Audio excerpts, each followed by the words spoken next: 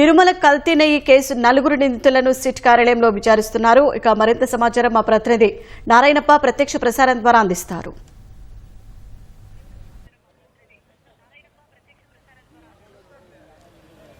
షాహీన్, తిరుమల శ్రీవారి లడ్డు తయారీకి సంబంధించి వినియోగించిన నెయ్యి కల్తీ అయిన ఘటనపై నిందితులు నలుగురిని సిట్ అధికారులు సిట్ తాత్కాలిక కార్యాలయంలో తిరుపతిలోని తాత్కాలిక కార్యాలయం విచారణ నిర్వహిస్తున్నారు. గత ఆదివారం నలుగురు నిందితులను బోలేబాబా డైరీకి సంబంధించిన డైరెక్టర్లు ఇద్దరు పొమిల్ జైన్, విపిల్ జైన్, అదేవిధంగా శ్రీ వైష్ణవి డైరీ సిఇఓ అపూర్వ వినయకాంత్ చావడా, ఏఆర్ డైరీకి సంబంధించిన ఎండి రాజశేఖర్ను అరెస్ట్ చేసి కోర్టులో హాజరుపరిచారు. 14 రోజుల పాటు కోర్టు జ్యుడిషియల్ రిమాండ్ విధించింది. ఈ నేపథ్యంలో వీరి నుంచి మరింత సమాచారం రాబట్టాలని కల్తీ నెయ్యికి సంబంధించి వీళ్ళు నలుగురు కీలక నిందితులుగా భావిస్తున్నాము. వీరిని పోలీస్ కస్టడీకి అనుమతించాలని చెప్పి తిరుపతి అదనపు 2వ మెజిస్ట్రేట్ కోర్టులో పిటిషన్ దాఖలు చేసింది సిట్టు. ఈ నేపథ్యంలోనే నిన్న విచారించిన తిరుపతి 2వ అదనపు మెజిస్ట్రేట్ న్యాయమూర్తి మెజిస్ట్రేట్ కోర్టు న్యాయమూర్తి 5 రోజుల పాటు నిందితులను పోలీస్ కస్టడీకి అనుమతించారు. దీంతో ఇవాళ ఉదయం తిరుపతిలోని సబ్ జైలు నుంచి నిందితులు నలుగురిని బాబా బోలే డైరీకి సంబంధించిన డైరెక్టర్లు, అదేవిధంగా ఏఆర్ డైరీకి సంబంధించిన ఎండి, శ్రీ వైష్ణవి డైరీకి సంబంధించిన సిఇఓ నలుగురిని తిరుపతి కారాగారం నుంచి తీసుకొచ్చి రుయా ఆసుపత్రికి తీసుకొచ్చారు. రుయా ఆసుపత్రిలో వైద్య పరీక్షల అనంతరం వారిని తిరుపతిలోని ఏర్పాటు చేసిన సిట్టు తాత్కాలిక కార్యాలయానికి తీసుకొచ్చి విచారణ నిర్వహిస్తున్నారు. సిట్టులోని సభ్యులైన ఇప్పటికే సుప్రీంకోర్టు 5 సభ్యులతో సిట్టును ఏర్పాటు చేసింది.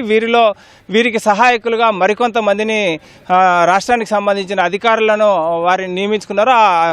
సహాయకులుగా నియమించిన అధికారుల్లో తిరుపతి అదనపు ఎస్పీ వెంకట్రావు, అదేవిధంగా ఇతర డిఎస్పీలు, సిఐలు ఈ నలుగురిని నిందితులను విచారిస్తున్నారు. వీరిని అరెస్ట్ చేసిన సమయంలో వారిని జ్యుడిషియల్ కస్టడీకి కోర్టుకు హాజరుపరిచిన సమయంలో సిట్ అధికారులు రూపొందించిన రిమాండ్ రిపోర్టు మేరకు వీరిపై తీవ్ర అభియోగాలు మోపారు. వీటిలో బోలేబాబా డైరీకి సంబంధించిన డైరెక్టర్లు విపిల్ జైన్ కావచ్చు, పొమిల్ జైన్ కావచ్చు, వారు ఈ కల్తీ నెయ్యికి సంబంధించి కేసులు నమోదైన తర్వాత వారు డైరెక్టర్ పదవుల నుంచి తప్పుకొని వారి డ్రైవర్లను డైరెక్టర్లుగా నియమించడం కావచ్చు. అదేవిధంగా శ్రీ వైష్ణవి డైరీకి సంబంధించిన సిఇఓ అపూర్వ వినయకాంత్ చావడా, అతనికి సమీప బంధువు శ్రీ వైష్ణవి డైరీకి సంబంధించిన ఈఓ కూడా ఇందులో కీలకంగా వ్యవహరించారని చెప్పి రిమాండ్ రిపోర్టులో పొందుపరిచిన నేపథ్యంలో వారిని అందరినీ పోలీస్ కస్టడీకి తీసుకుని విచారించడం ద్వారా మరింత సమాచారం రాబట్టేందుకు సిట్ అధికారులు ప్రయత్నిస్తున్నారు.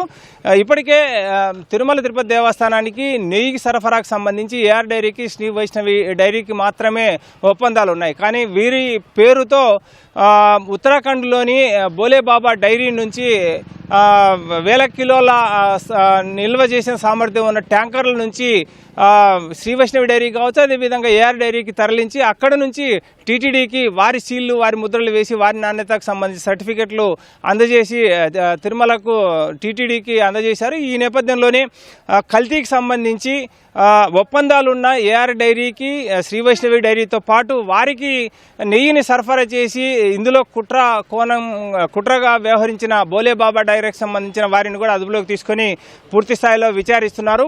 ఈ బోలేబాబా డైరీ, ఏఆర్ డైరీకి, శ్రీ వైష్ణవి డైరీకి మధ్య జరిగిన ఒప్పందంలో 2 నుంచి 3% వారికి కమిషన్ అందజేస్తాము, మీరు మీ పేరు మీద టీటీడీకి అందజేయండి అని చెప్పి బోలేబాబా డైరీ, శ్రీ వైష్ణవి డైరీ కావచ్చు, లేకపోతే ఏఆర్ డైరీకి అందజేసిన నేపథ్యంలో బోలేబాబా డైరీ వారు ఈ శ్రీ వైష్ణవి, ఏఆర్ డైరీ మధ్య జరిగిన ఒప్పందంలో వెనక ఎవరైనా ఉన్నారా? ఈ కుట్రకోణానికి సంబంధించి సాధారణంగా టీటీడీకి నెయ్యికి సరఫరా చేసేందుకు ఒప్పందం జరిగే సమయంలో బిడ్లను ఆహ్వానిస్తారు, టెండర్ బిడ్లను. ఆ టెండర్లలో సాధారణ టెండర్లు ఒకటి ఉంటాయి, అదేవిధంగా టెక్నికల్ బిడ్ అని ఒకటి ఉంటుంది. టెక్నికల్ బిడ్ అంటే వీళ్ళు సాంకేతికంగా టీటీడీకి నెయ్యి సరఫరా చేసేందుకు అవసరమైన స్థాయిలో వారు పాలను సేకరిస్తున్నారా, పాలను వెన్నగా మార్చి నెయ్యి చేసేందుకు వారికి ఆ స్థాయిలో సామర్థ్యం ఉందా అని చెప్పి టెక్నికల్ బిడ్ను పరిశీలించే సమయంలో అధికారులు ఆయా డైరీలకు వెళ్ళి పరిశీలించాల్సి ఉంటుంది.